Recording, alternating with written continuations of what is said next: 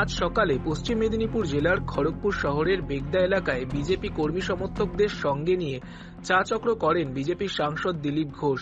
সেখান থেকে তিনি রাজ্য রাজনীতির একাধিক বিষয় নিয়ে মন্তব্য করেছেন। মোদী মমতার বৈঠক প্রসঙ্গে তিনি বক্তব্য রেখেছেন। তিনি জানিয়েছেন, মমতা বন্দ্যোপাধ্যায় বাঁচার জন্য মোদীর সঙ্গে সাক্ষাৎ করেছেন। এছাড়াও কুণাল ঘোষের পদত্যাগ নিয়েও কটাক্ষ করেন তিনি। এছাড়াও মোদীর সভায় তাকে দেখা না যাওয়ার কারণও জানিয়েছেন দিলীপ ঘোষ। কি বলেছেন তিনি, শুনে নিন তার বক্তব্যেই।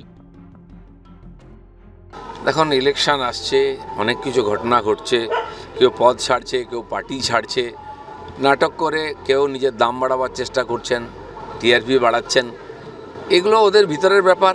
কখনো পার্থবাবুর সঙ্গে লড়াই, কখনো সুদীপবাবুর সঙ্গে লড়াই, এটাই টিএমসির খবর। এ নিয়ে আমাদের কোনো মাথা ব্যথা নেই, কে কোথায় যাবে, কোথায় থাকবে। ইলেকশন হলে এরকম ঘটনা ঘটে, আরও অনেক কিছু দেখতে হবে। না, যেভাবে টাইট করছে সিবিআই আর ইডি, উনি চেষ্টা করেও শাহজাহানকে বাঁচাতে পারেননি, অজিত মাইতিকে বাঁচাতে পারেননি, আরও অনেককে পারবেন না। তো একটু বলতে গেলেন যে দেখবেন একটু ইলেকশন তো বেশি চাপাচাপি করবেন না, ইডিকে একটু সামলান, যা হওয়ার হয়ে গেছে একটু ক্ষমা করে দিন। কারণ এর আগে মাননীয় প্রধানমন্ত্রী এসেছিলেন, কলাইকুণ্ডাতে বসেছিলেন, তার সঙ্গে দেখা করার কথা ছিল, উনি দেখা না করে চলে গেলেন। সঙ্গে সঙ্গে ওনার চিফ সেক্রেটারিকেও নিয়ে চলে গেছিলেন। তো সেই মমতা ব্যানার্জি কী এমন ঠেলা পড়ে গেল, ছুটে গিয়েছেন দেখা করতে।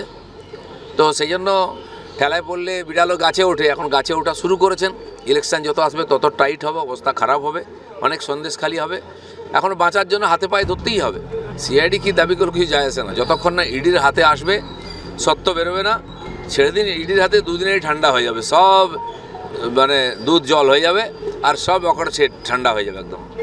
হ্যাঁ, অনেকে এরকম তুলনা আগে করেছিলেন, তাদের অবস্থা ওনারা জানেন। তা দুর্গা কালী সবই উনি, কারণ চাকরি করতে হবে তো, থাকতে হবে তো, সেই জন্য অনেকে এরকম হাত পা টিপে দেন, অনেকে এরকম করেন। এসব তামেদারির রাজনীতি, এসব তামেদারি চলছে। ওনাকে পুজো করে নিজের দোকান চালাচ্ছে সবাই। সবার যার উপরে কেস হয়েছে তদন্ত চলছে আর চলবে, কেউ ছাড় পাবে না। প্রধানমন্ত্রী বলেছেন কাউকে ছাড়বেন না, কিন্তু ওনার সম্বন্ধে একজন বিল্ডার দাঁড়িয়ে বলেন, যখন ভিডিও বেরোয় নাম করে যা টাকা তুলেছে নিয়েছে, কোনো এভিডেন্স তো দিতে পারেনি কেউ, তো তিনি তার কোন মুখে বলছেন? এই ধরনের পচা লোকদের নিয়ে টিএমসির রাজনীতি চলছে। আর যেই ইডি সিবিআই আসে তখন কাঁপন ধরে যাচ্ছে। সবে তো শুরু, দেখুন না কি হয়।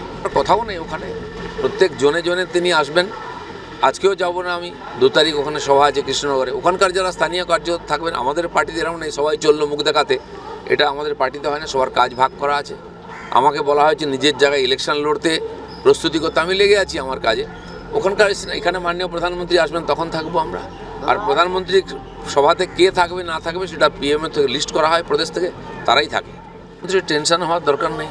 যদি স্কুল কলেজ বন্ধ করে অভিষেকের সভা হতে পারে, পুলিশ রাখা যেতে পারে, তো সেন্ট্রাল ফোর্স, আজকে জেনারেল ইলেকশন হবে সারা দেশের সঙ্গে, পশ্চিমবাংলায় শান্তিপূর্ণ ইলেকশন হোক, মানুষ শান্তিতে ভোট দিক, সেই ব্যবস্থা ইলেকশন কমিশন করবে। সেই জন্য ফোর্স আসবে, তার ব্যবস্থাও করতে হবে। কারণ ওনারা দিনের পর দিন বিভিন্ন জায়গায় ফোর্স রেখেছিলেন। জঙ্গলমহলে যখন মাওবাদী আন্দোলন হয়েছিল, বহু স্কুল বছরের পর বছর বন্ধ ছিল কোবরা ফোর্সের জন্য, তখন কোথায় ছিলেন উনি? এখন ওনাদের বিরুদ্ধে ব্যাপারটা যাচ্ছে, আর ধমকে চমকে ভোট করতে পারবেন না, তাই চিন্তা হচ্ছে।